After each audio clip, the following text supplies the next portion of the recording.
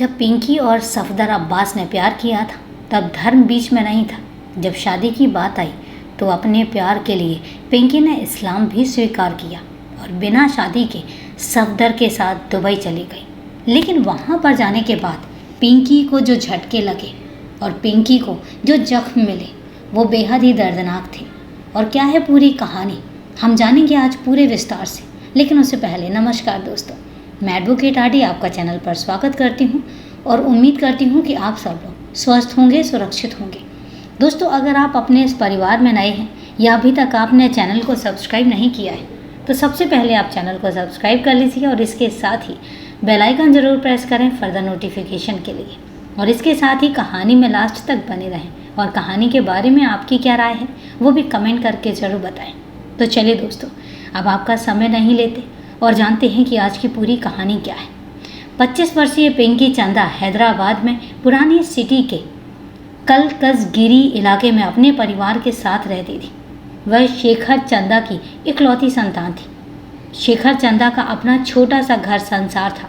वह अच्छा भला कमाते थे और इसलिए उनके पास हर तरह की भौतिक सुख सुविधाएं भी थी।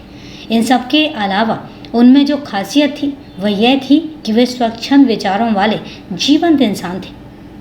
इसी परिपाटी पर उनका परिवार भी चलता था। शेखर चंदा का सपना था कि वह अपनी इकलौती बेटी को पढ़ा लिखा कर इस काबिल बना दे कि वो कोई बड़ी अफसर बन जाए। पिंकी का भी यही सपना था कि वो कुछ ऐसा ही करे जिससे माँ बाप का नाम इज्जत से लिया जाए। पिंकी बातचीत करने और पढ़ने लिखने में अव्वल थी। वह मन लगाकर पढ़ती रही। ग्रेजुएट करने के बाद पिंकी चंदा को हैदराबाद के सोमाजुगुड़ा क्षेत्र की एक बहुराष्ट्रीय कंपनी में नौकरी मिल गई। वह उस कंपनी के कंप्यूटर सेक्शन में थी और यह सन 2013 से 14 के बीच की बात है। जिस बहुराष्ट्रीय कंपनी में पिंकी जॉब करती थी उसी कंपनी के कंप्यूटर सेक्शन में दारुल अफ़ा का रहने वाला सफदर अब्बास खलीम अख्तर जैदी नाम का युवक भी नौकरी करता था। वह सॉफ्टवेयर इंजीनियर था। सफदर जैदी बेहद ही ईमानदार, मेहनती और लगनशील युवक था। वाक पटुता उसकी रग रग में भरी हुई थी। अपनी कलात्मक बातों को वह किसी को भी अपनी ओर आकर्षित करने में माहिर हो जाता था। पिंकी चंदा सफदर जैदी के बगल वाली सीट पर बैठती थी। उसकी बातों की वह भी मुरीद थी। सफदर जब भी फुर्सत में होता या उसे मौका मिलता तो वह अपनी बातों से सभी को गुदगुदाता रहता था। हंसी ठिठोली के बीच पिंकी चंदा और सफदर जैदी जल्द ही आपस में घुल मिल गए और अच्छे दोस्त बन गए। खास बात यह थी कि दोनों ही खुले विचारों के थे और उनके विचार आपस में काफ़ी मिलते जुलते भी थे। एक दिन बातों बातों में पिंकी सफदर से पूछ बैठी, सफदर, मैं तुमसे एक बात पूछूं, बुरा तो नहीं मानोगे? अरे नहीं, बिल्कुल भी नहीं, पूछो, क्या पूछना है? सफदर ने जवाब दिया। हर वक्त हंसी ठिठोली करते तुम्हारा मुंह नहीं थकता? पिंकी ने पूछा। जी नहीं मैडम, मेरा बस चले तो मैं 24 घंटे टेप रिकॉर्डर बना रहूं, लेकिन कोई ऐसा होने तो दे, सफदर जैदी ने कहा। एक बात और बताऊं मैडम, जब मैं घर पर इस तरह की बातें करता हूं तो सभी लोग इंजॉय करते हैं। मेरी बातों से उनका एंटरटेनमेंट होता है। अच्छा ये बताओ, ये मैडम मैडम क्या लगा रखा है? पिंकी चंदा तुनक कर बोली। तो मेरा नाम लेकर नहीं बुला सकते क्या? जो हुक्म मालिकाए आला। क्या क्या कहा तुमने? वह मुस्कुराकर बोली। मेरे कहने का मतलब है कि आज से मैं तुम्हें पिंकी कहकर ही बुलाऊंगा, सफदर ने अपने स्टाइल में कहा। शाम को छुट्टी के बाद ऑफिस से निकलते वक्त सफदर ने पिंकी को अपनी कार में बैठने का ऑफर दिया तो वह इनकार नहीं कर पाई। दोनों एक ही राह के मुसाफिर थे। पिंकी का घर रास्ते में ही पहले पड़ता था। उस दिन के बाद से सफदर ऑफिस से निकलकर पिंकी को उसके घर छोड़ने जाने लगा। अपनी वाकपटुता से उसने पिंकी के माँ बाप के दिलों में जगह बना ली। पिंकी के माँ बाप सफदर के व्यवहार से काफ़ी खुश रहते थे। चूँकि शेखर चंदा भी खुले विचारों के इंसान थे और इसलिए सफदर की कंपनी उन्हें अच्छी लगती थी। जब भी सफदर पिंकी को ऑफिस से घर छोड़ने जाता, शेखर चंदा उसे घर में बुला लेते थे और चाय पिलाने के बाद ही घर से जाने को देते थे। रोज़मर्रा के साथ से पिंकी चंदा और सफदर जैदी की दोस्ती प्यार में तब्दील हो गई। पिंकी और सफदर दोनों बालिग थे।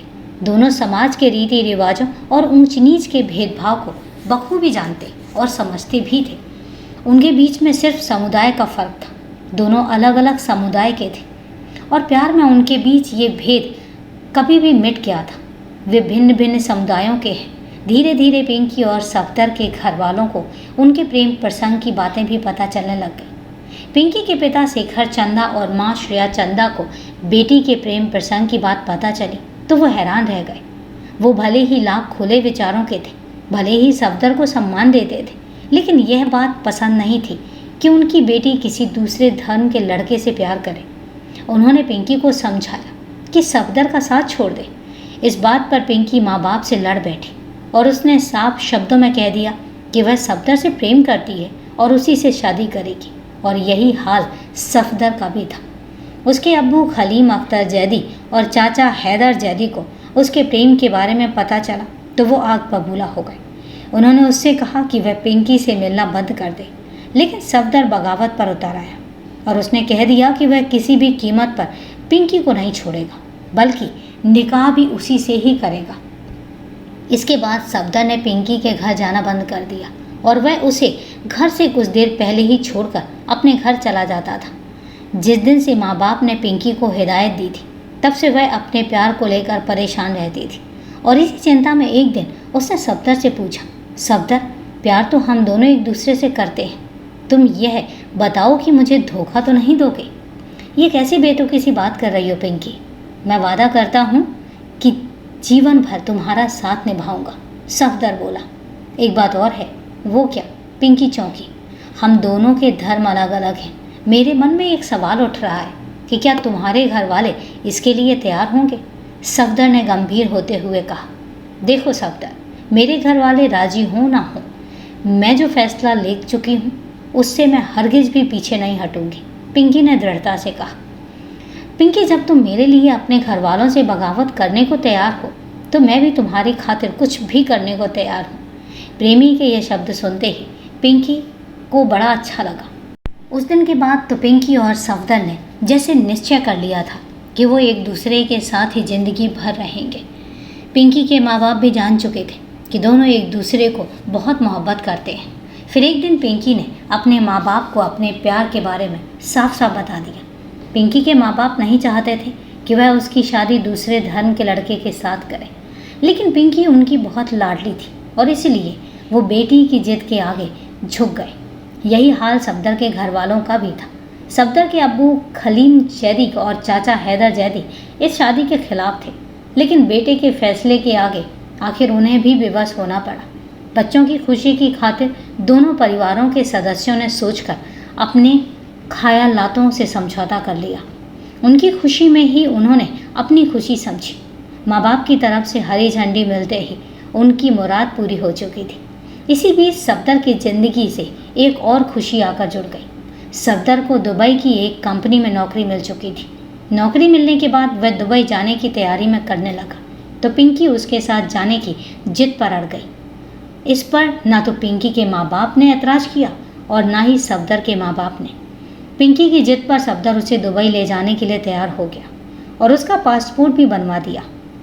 सब कुछ होने के बाद सफदर और उसके परिवार वालों ने पिंकी के सामने एक शर्त रख दी कि वह दुबई तभी जा सकती है जब वह इस्लाम कबूल करेगी। यह सुनकर पिंकी और उसके माँ बाप अवाक रह गए, क्योंकि उनके लिए यह एक अप्रत्याशित शर्त रखती थी। लेकिन सफदर के प्यार में पागल पिंकी धर्म परिवर्तन के लिए भी तैयार हो गई। पिंकी के इस फैसले से उसके माँ बाप को काफ़ी दुख हुआ, लेकिन वो कर भी क्या सकते थे? औलाद के सामने वो हारे हुए थे और इसीलिए उन्होंने उसे उसके हाल पर छोड़ दिया। हैदराबाद हज हाउस में पिंकी का धर्म परिवर्तन कर दिया गया। हिंदू धर्म छोड़कर पिंकी ने इस्लाम कबूल कर लिया था और उसका नाम पिंकी चंदा से फातिमा जहरा रखा गया। उसने मुस्लिम रवायतों को अपनाया, इबादत की, सफदर के कहे मुताबिक हिजाब पहनना भी शुरू कर दिया और यह सन 2013 से 2014 की बात है। सफदर पिंकी को लेकर दुबई चला गया। जिस कंपनी में सफदर की नौकरी लगी थी उसने वहीं पर फातिमा जहरा और पिंकी की नौकरी भी लगवा दी। कंपनी की ओर से दोनों के रहने का इंतज़ाम अलग अलग हॉस्टलों में किया गया था और वो एक दूसरे से मिलते रहते थे। धीरे धीरे पिंकी और सफदर को दुबई में रहते रहते 4 साल बीत चुके थे। इस बीच पिंकी सफदर से पूछती रही कि वह निकाह कब करेगा। इस पर सफदर कोई तवज्जो नहीं देता था। बल्कि यह कहकर बात टाल देने की कोशिश करता कि अभी जल्दी ही क्या है, शादी भी कर लेंगे, थोड़ा और सब्र करो। एक ही जवाब सुनते सुनते पिंकी के कान पक चुके थे। पिंकी जो पहले सफदर पर पागलों की तरह मरती थी, अब वह अपने लिए गए फैसले को सोचकर तनाव में रहने लगी। सफदर के हाव भाव में भी काफ़ी बदलाव आ चुका था। ना तो वह पहले की तरह पिंकी से बात करता था और ना ही उसे लिफ्ट देता था। सफदर की ये हाव भाव पिंकी को अच्छे नहीं लगे और पता नहीं क्यों सफदर को लेकर उसके मन में नकारात्मक भावनाएं हावी होती जा रही थी। अब पिंकी को महसूस होने लगा कि उसने माँ बाप से बगावत करके अच्छा नहीं किया।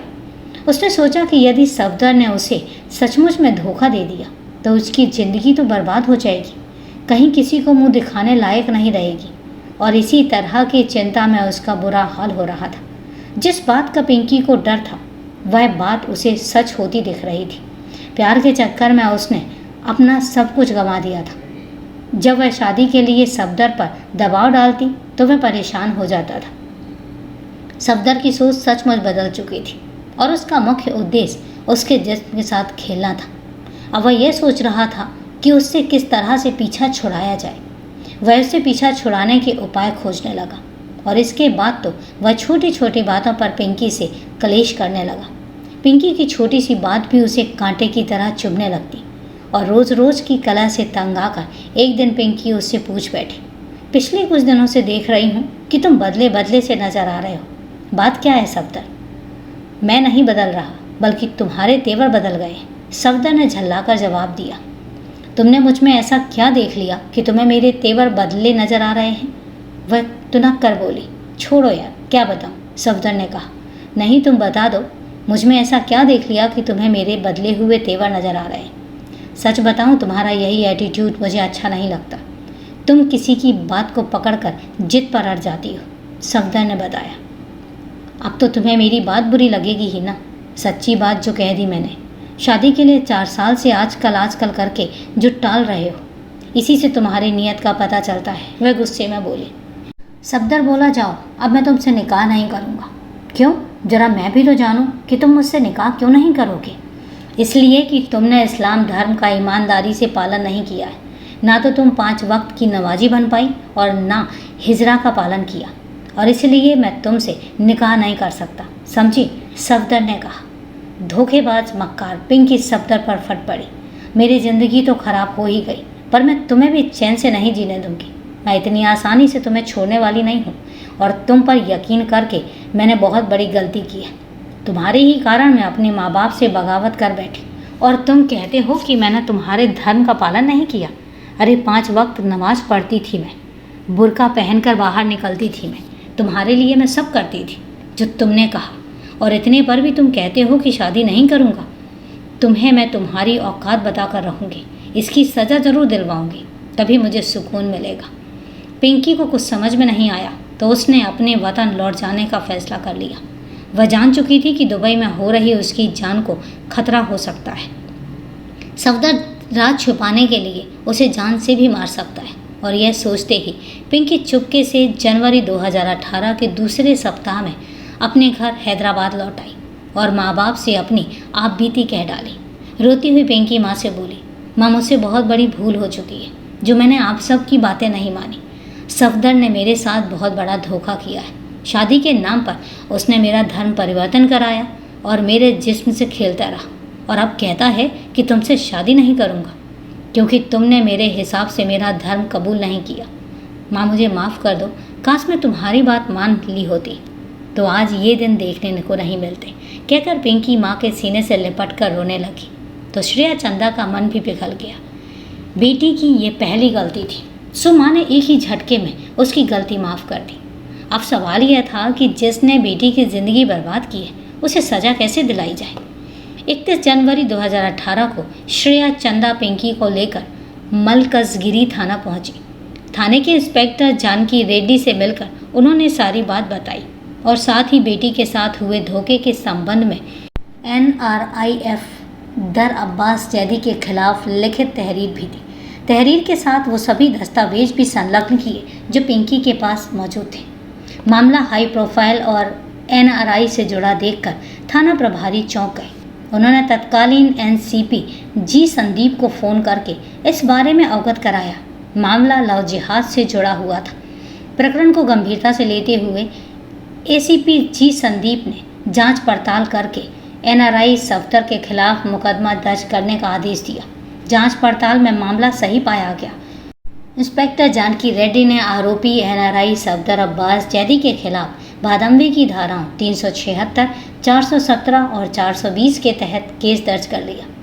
कथा लिखे जाने तक आरोपी सफदर अब्बास जैदी गिरफ्तार नहीं किया जा सका था। उसे गिरफ्तार करने के लिए भारत सरकार की ओर से दुबई सरकार को पत्र भेजे जाने की तैयारी हो रही थी। तो दोस्तों, ये है एक लड़की के साथ हुए धोखे की पूरी कहानी। और कहानी के बारे में आपकी क्या राय है, कमेंट करके ज़रूर बताएं। और कहानी को लास्ट तक सुनने के लिए आपका तहे दिल से धन्यवाद। तो दोस्तों, ये है एक दिल दहला देने वाली कहानी। और आज के लिए इतना ही। कल फिर मिलते हैं एक सच्ची कहानी के साथ। तब तक के लिए सेफ रहें, सुरक्षित रहें और अपना ध्यान रखें। जय हिंद दोस्तों, जय भारत।